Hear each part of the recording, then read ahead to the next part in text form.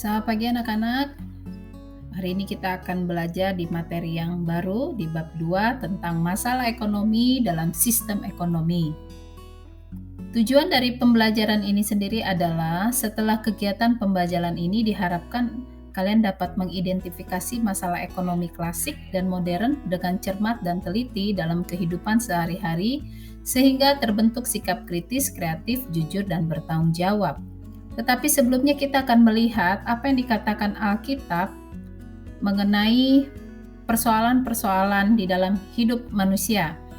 Dikatakan di dalam 1 Korintus 10 ayat 13, pencobaan-pencobaan yang kamu alami ialah pencobaan-pencobaan biasa yang tidak melebihi kekuatan manusia. Sebab Allah setia dan karena itu Ia tidak akan membiarkan kamu dicobai melampaui kekuatanmu. Pada waktu kamu dicobai, Ia akan memberikan kepadamu jalan keluar sehingga kamu dapat menanggungnya. Jadi kita melihat bahwa setiap manusia itu pasti memiliki masalah dan berbagai macam masalah, salah satunya adalah masalah ekonomi. Jikalau kalian atau keluarga kita saat ini sedang ada di dalam masalah ekonomi, tentu kita juga harus melihat kebenaran Alkitab bahwa segala sesuatu akan ada jalan keluarnya ketika kita mau bergantung kepada Tuhan. Baik, kita akan masuk ke dalam materi kita, yaitu kita melihat bahwa sistem ekonomi itu digunakan untuk memecahkan masalah ekonomi yang ada. Nah, masalah apa yang sebenarnya akan dibahas ya, permasalahan ekonomi seperti apa? Misalkan, barang apa yang akan diproduksi? Kemudian bagaimana cara memproduksinya? Untuk siapa barang itu diproduksi? Jadi kalau kita melihat pengertian sistem ekonomi itu adalah cara untuk mengatur atau mengorganisasi seluruh aktivitas ekonomi, baik ekonomi rumah tangga negara atau pemerintah maupun rumah tangga masyarakat atau swasta.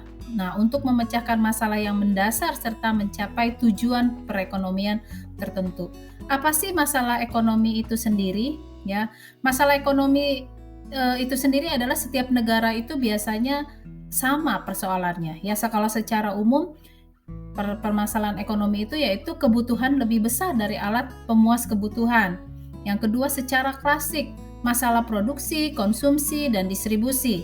Kalau secara modern itu barang apa yang akan diproduksi dan berapa banyak. Nah, itulah permasalahan ekonomi yang kalau kita melihat di setiap negara itu pasti sama permasalahannya. Hanya kita akan melihat perbedaannya ya. Setiap negara tentu memiliki aturan atau cara masing-masing dalam memecahkan masalah ekonomi. Nah, itu perbedaannya ya. Jadi kita melihat tadi persoalannya sebenarnya hampir setiap negara itu sama, tetapi caranya yang mungkin setiap negara itu di dalam memecahkan masalahnya itu berbeda. Ya, kalau kita melihat di sini ada perbedaan sistem ekonomi ya. Apa itu? Ya, kita lihat sumber daya yang dimiliki tentu setiap negara itu berbeda. Kemudian juga sistem pemerintahan setiap negara juga tidak selalu sama. Jadi kita melihat tadi karena setiap negara itu memiliki cara yang berbeda-beda, akibatnya sistem ekonomi setiap negara pun berbeda-beda. Nah, itu dilihat dari apa tadi? Sumber dayanya yang dimiliki setiap negara itu berbeda. Sistem pemerintahan setiap negara juga tidak selalu sama. Contohnya di negara Jepang, ya, negara dengan sistem liberal atau bebas seperti Jepang akan menggunakan sistem ekonomi pasar.